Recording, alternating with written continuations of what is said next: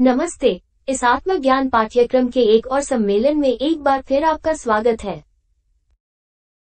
आज हम इस दिलचस्प विषय का अध्ययन करेंगे जहां हम सीखेंगे कि हम वास्तव में यांत्रिक प्राणी हैं, क्या चीज हमें यांत्रिक प्राणी बनाती है और हम कैसे सरल मशीन बनना बंद कर सकते हैं और उस यांत्रिकी को कैसे खत्म कर सकते हैं जो हमें पल पल प्रेरित करती है ताकि चेतना प्रकट हो। जब हम एक यांत्रिक प्राणी के बारे में बात करते हैं तो हम एक रोबोट के बारे में बात कर रहे होते हैं जिसे कुछ प्रोग्रामों द्वारा प्रबंधित किया जाता है ताकि वो प्रोग्राम के आदेशों के अनुसार यह या वह कर सके। यद्यपि यह हमारे लिए अविश्वसनीय लग सकता है, बौद्धिक जानवर जो गलती से खुद को मनुष्य कहते हैं, हम कुछ कार्यक्रमों द्वारा प्रबंधित रोबोट हैं। वे कार्यक्रम हमारे मनोवैज्ञानिक दोष हैं जो मानव मशीन पर नियंत्रण रखते हैं और हमारे माध्यम से प्रकट होते हैं। हम मानते हैं कि हम ही हैं जो सोचते हैं, महसूस करते हैं, कार्य करते हैं, इच्छा करते हैं या बोलते हैं, जबकि वास्तव में ये हमारे दोष हैं। हमें प्रकृति के उन नियमों के विषय को भी ध्यान में रखना चाहिए जिनके अधीन हम अपने दोषों जैसे पुनरावृत्ति के नियम के कारण होते हैं। वो शब्द जिसका अर्थ है पुनः घटित होना।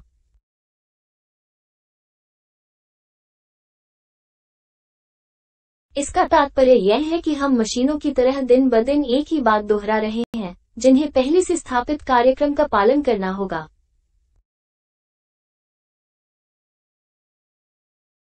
हम किसी भी तरह से अपने जीवन के प्रत्येक क्षण में घटित होने वाले पुनरावृत्ति के नियम से इनकार नहीं कर सकते कि प्रत्येक दिन घटनाओं, चेतना की अवस्थाओं, शब्दों, इच्छाओं, विचारों, इरादों आदि की पुनरावृत्ति होती है। हालांकि हमें इसका एहसास नहीं है, हम हर दिन वही बातें दोहरा रहे हैं, उसी अहंकार को पोषित कर रहे हैं।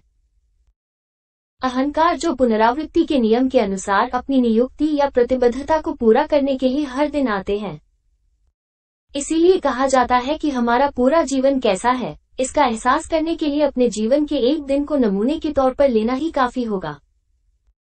उदाहरण के लिए, जब अलार्म बजता है तो हम आमतौर पर घड़ी को 5 मिनट पीछे कर देते हैं, फिर जागते ही सबसे पहले हम फोन उठाते हैं और बाथरूम जाते हैं, देर हो रही है और हम काम पर जा रहे हैं। अगले दिन जब हम उठते हैं तो वैसा ही करते हैं। दिन की शुरुआत और अंत एक ही है। भावनाएं, विचार, चर्चाएं, वार्तालाप, सब कुछ वही दोहराता है।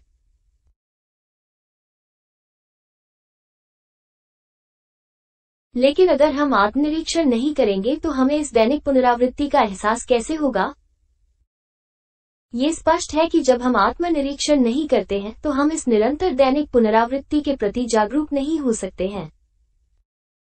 आइए याद रखें कि आत्म अवलोकन में हमारी आंतरिक दुनिया का अवलोकन शामिल है, जो हमारे विचारों, इच्छाओं, भावनाओं, संवेदनाओं आदि से बनी है।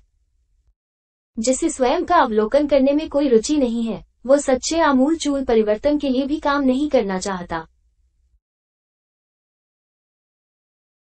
आत्मा की वास्तविक खुशी का अधिकार है, लेकिन ये भी सच है कि अगर हम खुद पर काम नहीं करते हैं तो ऐसी खुशी असंभव से भी अधिक होगी।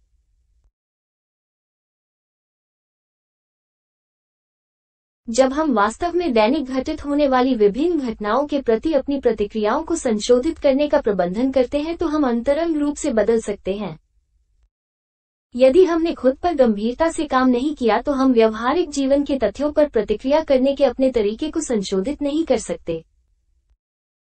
हमें अपने सोचने का तरीका बदलना होगा, कम लापरवाह होना होगा, अधिक गंभीर होना होगा और जीवन को उसके वास्तविक और व्यवहारिक अर्थ में अलग तरीके से लेना होगा।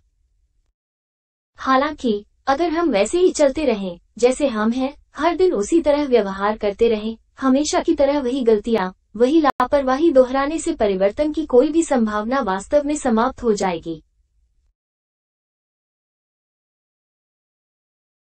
मशीन बनने से बचने के लिए, हमें वो करने से इनकार करना होगा जो हमारा अहंकार हमसे करने को चाहता है। दोष जो चाहता है उसके विपरीत करें, दोष जैसा चाहे वैसा प्रतिक्रिया न करें। देखिए कि कौन सा अहंकार कार्य करना चाहता है और वह कैसे कार्य करना चाहता है। समझे कि यह एक अहंकार है, कि यह हमारी चेतना का हिस्सा नहीं है। इसके उन्मूलन के लिए मां से पूछें। इस तरह हम यांत्रिकता छोड़ देंगे और अपने ऊपर स्वायत्तता हासिल कर लेंगे।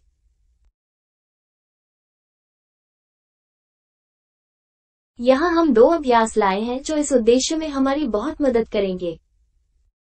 पहला है पूर्व निरीक्षण। यदि हम वास्तव में स्वयं को जानना चाहते हैं, तो हमें अपने जीवन में किसी भी दिन की घटनाओं का सामना करने के लिए अपने स्वयं के व्यवहार का अवलोकन करके शुरुआत करनी चाहिए। इससे हमारा तात्पर्य यह नहीं है कि हमें रोजाना खुद का निरीक्षण नहीं करना चाहिए। उम्मीद है कि बिस्तर पर जाने से पहले हमें हमेशा अपने दिन की विभिन्न घटनाओं का अवलोकन करना चाहिए। हम केवल ये पुष्टि करना चाहते हैं कि हमें पहले दिन का पालन करके शुरुआत करनी चाहिए। हर चीज की एक शुरुआत होनी चाहिए, और अपने जीवन के किसी भी दिन अपने व्यवहार को देखकर शुरुआत करना एक अच्छी शुरुआत है।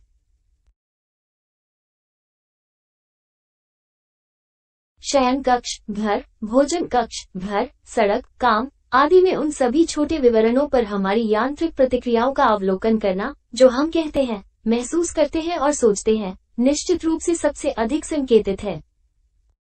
महत्वपूर्ण बात यह है कि बाद में ये देखना है कि हम उन प्रतिक्रियाओं को कैसे या किस तरह से बदल सकते हैं। हालांकि अगर हम मानते हैं कि हम अच्छे लोग हैं, हम कभी भी अचेतन और गलत तरीके से व्यवहार नहीं करते हैं, तो हम कभी नहीं बदलेंगे।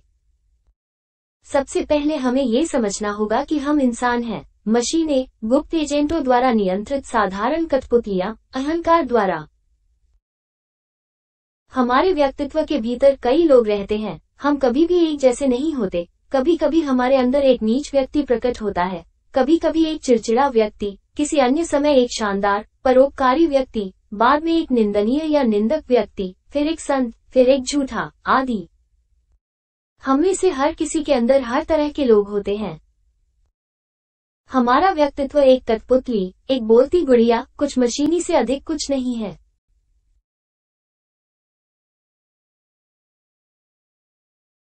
जब हम आत्मनिरीक्षण करते हैं और वो नहीं करते जो अहंकार चाहता है, तो ये स्पष्ट है कि हम मशीन बनना बंद करना शुरू कर देते हैं। उदाहरण के लिए, जब हम जागते हैं तो आलस्य का दोष प्रकट होने लगता है और हम अलार्म को 5 मिनट के लिए बंद करना चाहते हैं। हम तुरंत आत्मनिरीक्षण करते हैं और हम उस दोष को देख सकते हैं और अपनी दिव्य माँ से उसे दूर करने के लिए कह सकते हैं।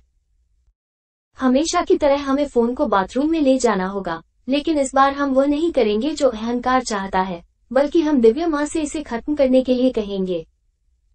फिर हम उठे और बिना फोन के बाथरूम में चले गए।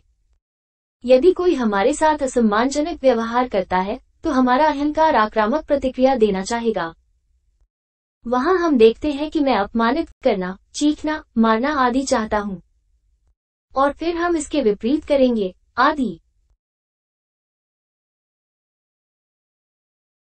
अन्य अभ्यास में दिन के एक छोटे से हिस्से के दौरान सचेत रूप से व्यवहार करना शामिल है।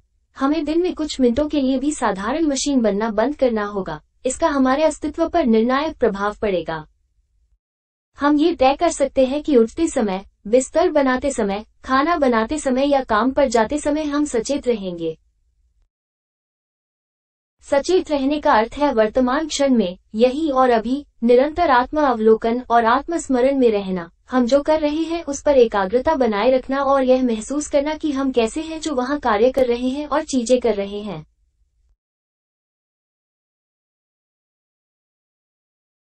एक क्षण जिसमें हम मशीन बनना बंद करने के लिए पर्याप्त रूप से सचेत हो जाते हैं, यदि स्वेच्छा से किया जाए तो ये कई अप्रिय परिस्थितियों को मौलिक रूप से बदल देता है।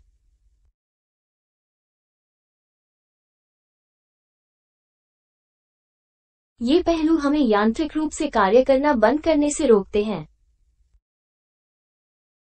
आलस्य, दुर्भाग्य से, हम प्रतिदिन एक यंत्रवत, नियमित, बेतुका जीवन जीते हैं। हम घटनाओं को दोहराते हैं, हमारी आदतें वही हैं, हम उन्हें कभी बदलना नहीं चाहते हैं। वे यांत्रिक ट्रैक हैं जिसके साथ हमारे दुखी अस्तित्व की ट्रेन चलती है, भले ही हम अपने बारे में सबसे अच्छा सोचते हैं। स्वयं पर काम करने का तीव्र विरोध होता है। ऐसा लगता है कि अपने दोषों, अपने पुराने रीति रिवाजों और मान्यताओं को खत्म करने के लिए बहुत काम करना होगा और बहुत त्याग करना होगा। आत्मनिरीक्षण भी एक ऐसी चीज है जिसके लिए बहुत अधिक प्रयास की आवश्यकता होती है। कुछ ऐसा जो हम नहीं करना चाहते। एक अन्य बाधा मिथोमेनिया है।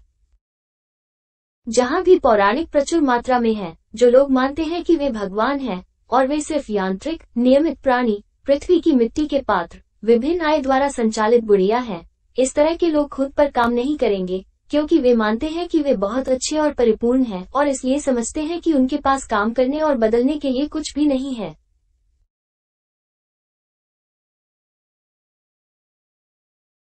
खैर, यह आज का सम्मेलन है।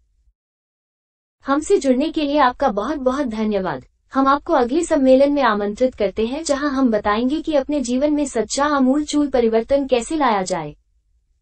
आपका बहुत बहुत धन्यवाद। अगली बार तक